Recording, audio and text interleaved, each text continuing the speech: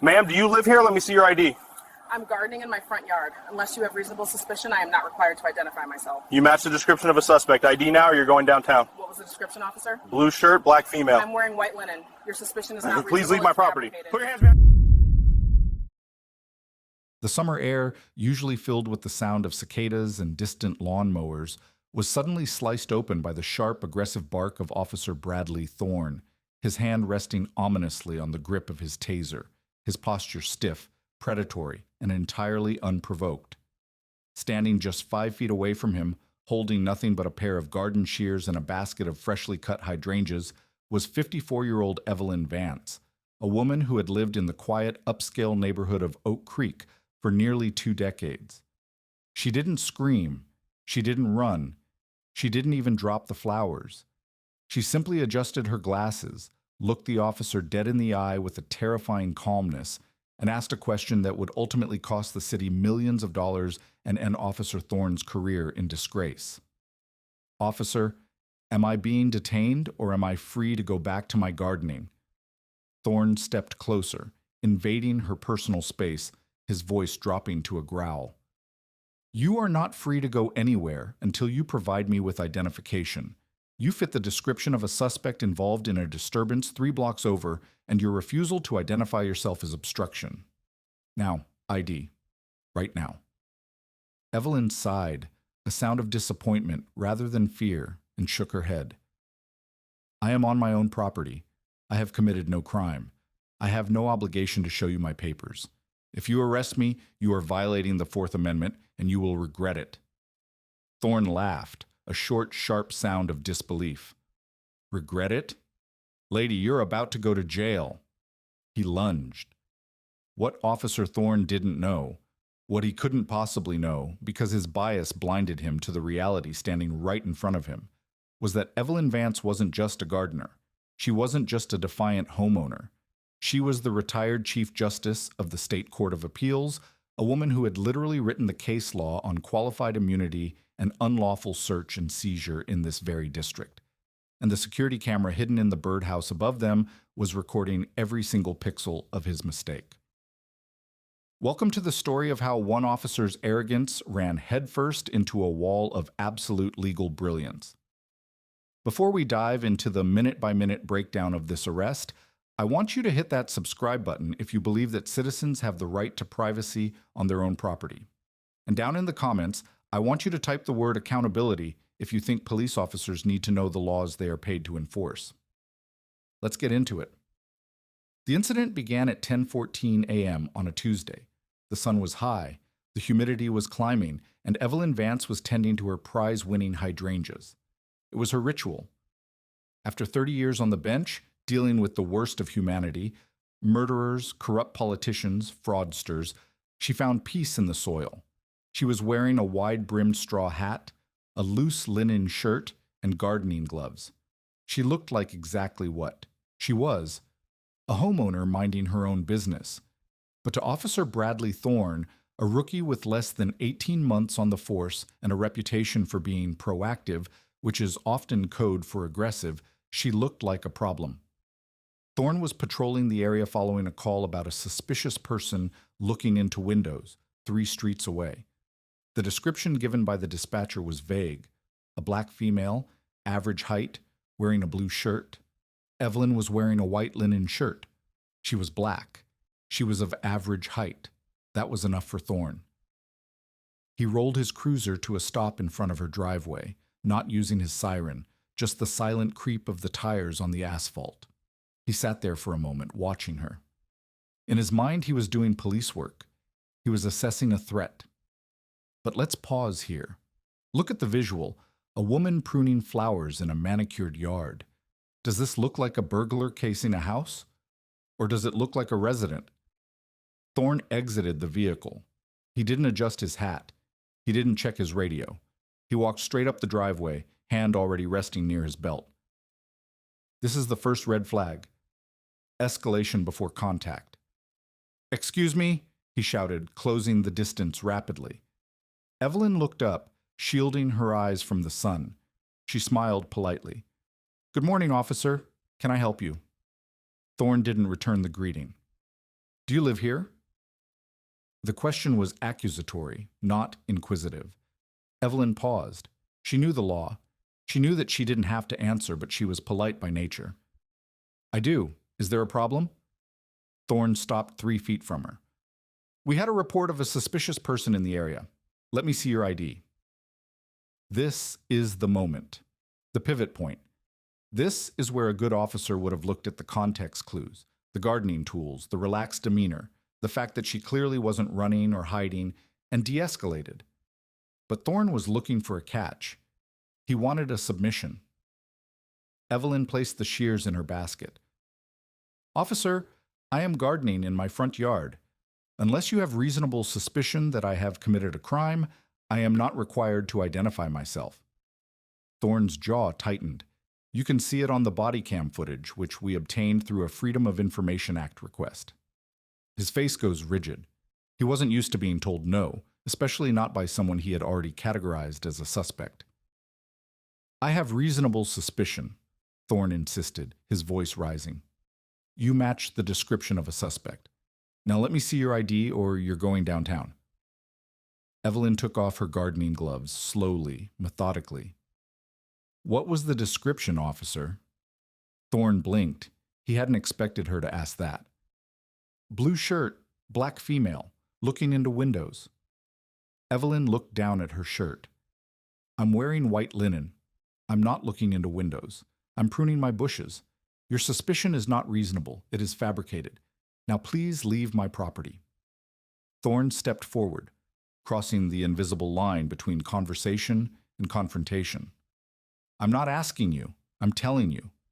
Failure to identify is a crime.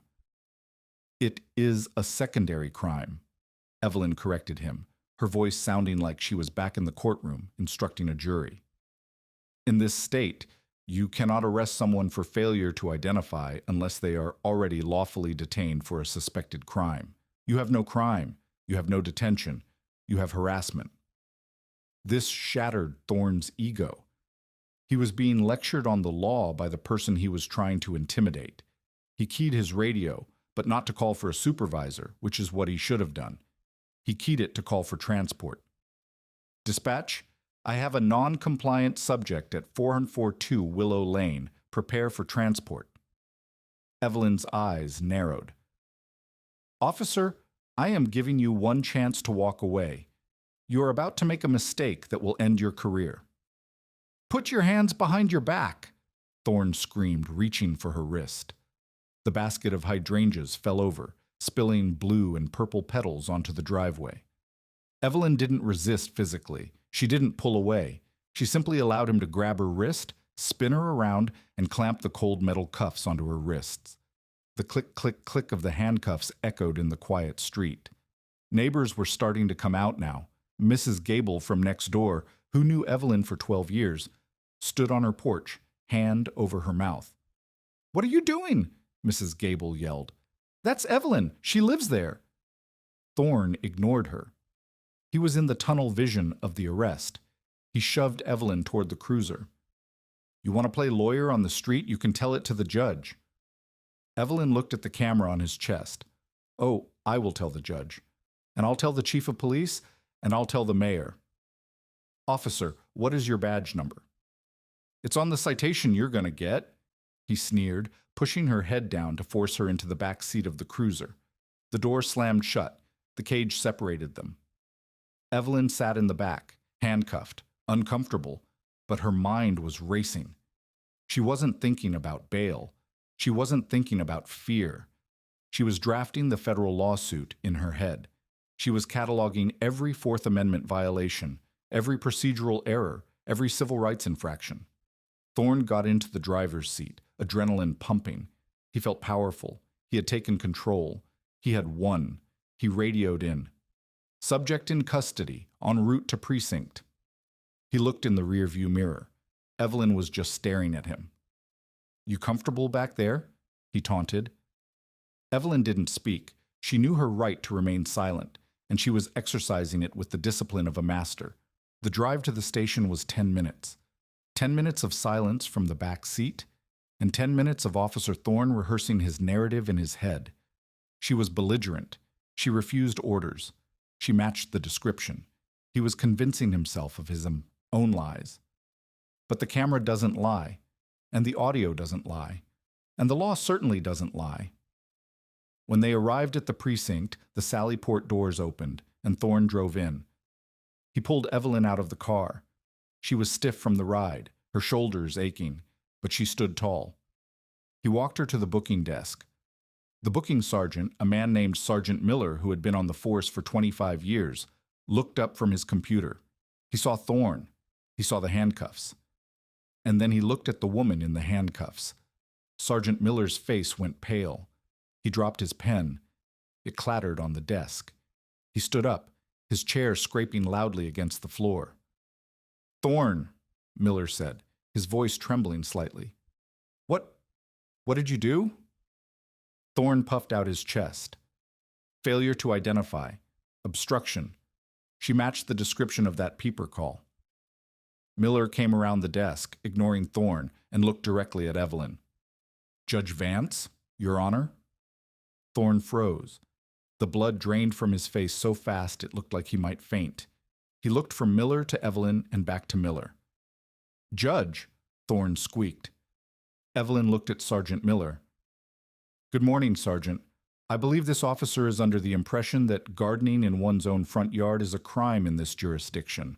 I would like to be unhandcuffed immediately." Miller scrambled for the keys. "Yes, Your Honor, immediately.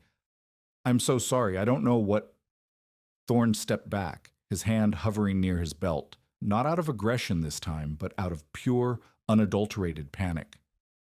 She refused ID," he stammered, his voice sounding thin and weak. "She fit the description." Miller unlocked the cuffs, and they fell away. Evelyn rubbed her wrists. There were red marks. She looked at them, then she looked at Thorne. "Officer Thorne," she said, her voice dropping the temperature in the room by 10 degrees. "The description was a blue shirt. I am wearing white. The suspect was fleeing. I was stationary. You did not have reasonable suspicion. You had bias. And because of that bias, you have just falsely arrested a former appellate judge. Do you have any idea what happens next?" The station commander, Captain Reynolds, burst out of his office. He had heard the commotion.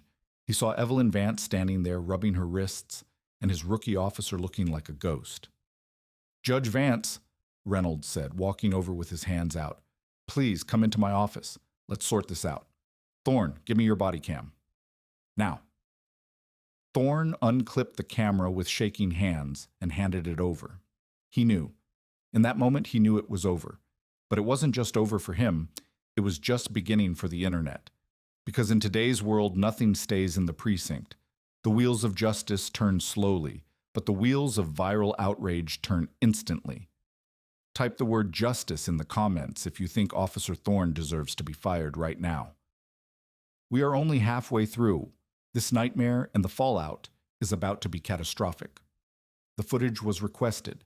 The lawsuit was filed. And the public was about to see exactly what happened in that garden. The video hit the internet 3 weeks later. Evelyn's legal team, led by her former clerk, now a shark of a civil rights attorney named Marcus Sterling, released the body cam footage alongside the filing of a federal lawsuit pursuant to 42 U.S. Code Section 1983, alleging deprivation of civil rights under color of law. The video was titled simply, "Judge Arrested in Her Own Garden." It didn't need clickbait. The content was explosive enough. Within 4 hours, it had 2 million views. Within 24 hours, it was the lead story on every major news network in the country. The visual of a calm, elderly black woman pruning hydrangeas being aggressively accosted by a young, hostile officer was visceral. It cut through the noise. It wasn't a shaky cell phone video. It was high-definition body cam footage that captured every sneer, every illegal command, every moment of Thorne's escalating incompetence. The internet detectives went to work. They found Thorne's social media. They found photos of him posing with thin blue line flags, posting rants about respecting authority and how civilians need to learn their place. The irony was so thick you could choke on it. But the real action wasn't in the comments section. It was in the courtroom.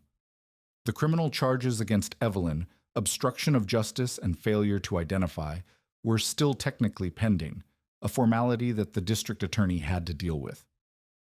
The DA, a man named Harrison Ford, no relation but equally dramatic, looked at the file, looked at the video, and reportedly threw the file across his office. He scheduled an emergency hearing to dismiss the charges.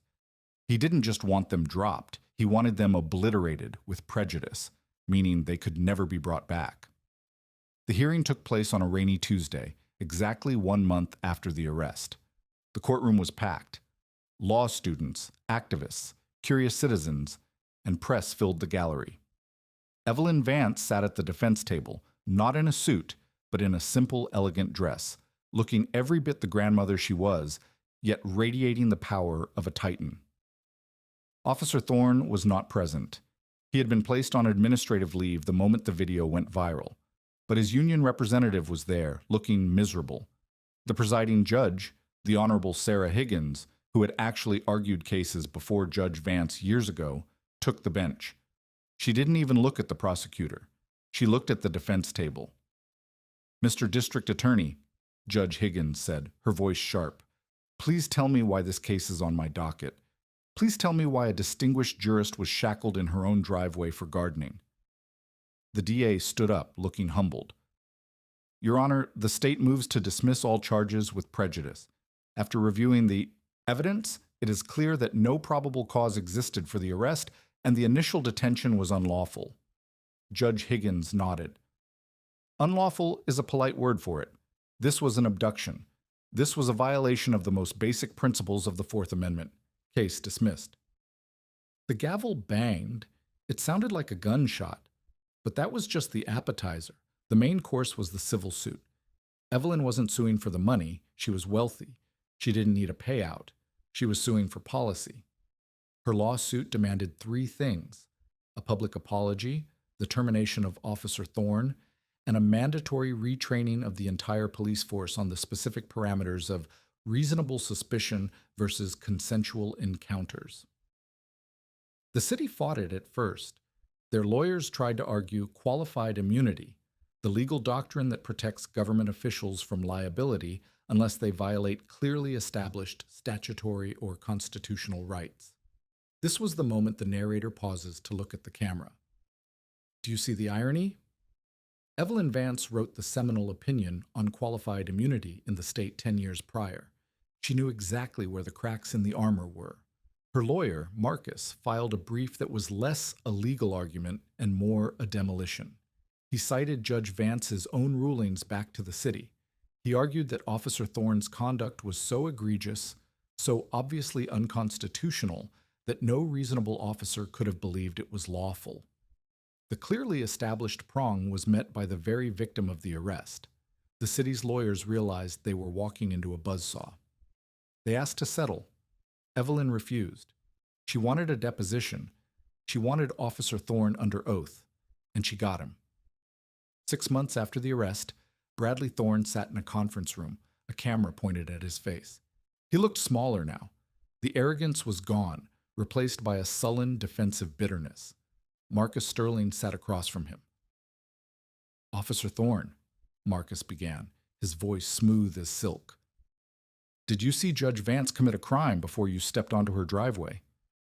Thorne shifted in his seat. I suspected she was the person from the call." "That's not what I asked. Did you see her commit a crime?" "No." "Did you see her looking into windows?"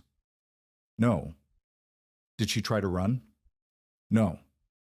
"So you approached a woman on her own property who was gardening and demanded her papers. And when she asserted her constitutional rights, you arrested her. Is that a fair summary?" Thorne looked at his lawyer. His lawyer looked at the ceiling.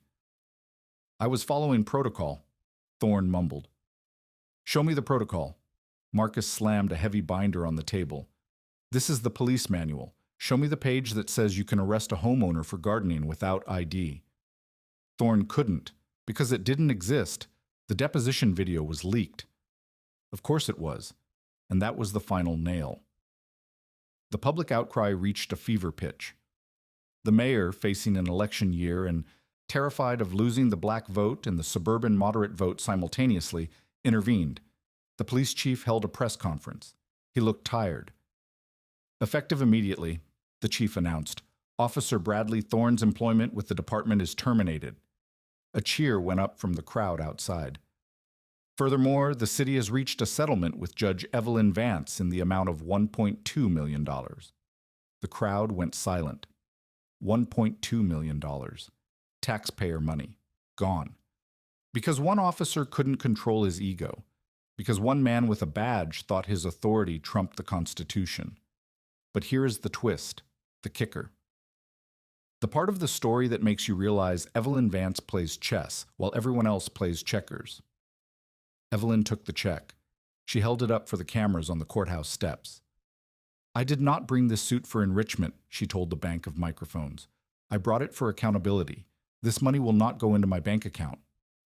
She handed the check to a woman standing next to her, the director of the local public defender's office. I am donating the entire settlement to the Public Defender's Legal Aid Fund specifically to provide representation for indigent defendants charged with failure to identify and resisting arrest in this county. We are going to use the city's money to fight the city's bad habits. The mic drop was metaphorical, but the impact was seismic. The internet exploded. Legend trended on Twitter for 3 days. Evelyn Vance became a folk hero. Officer Thorne became a cautionary tale, a case study taught in police academies across the state under the heading, What Not to Do. But the story doesn't end with the money. It ends with the impact. The police department overhauled its training. They implemented a new policy, the Vance Protocol. It required officers to explicitly state the crime suspected before demanding ID. It required de-escalation steps before physical contact.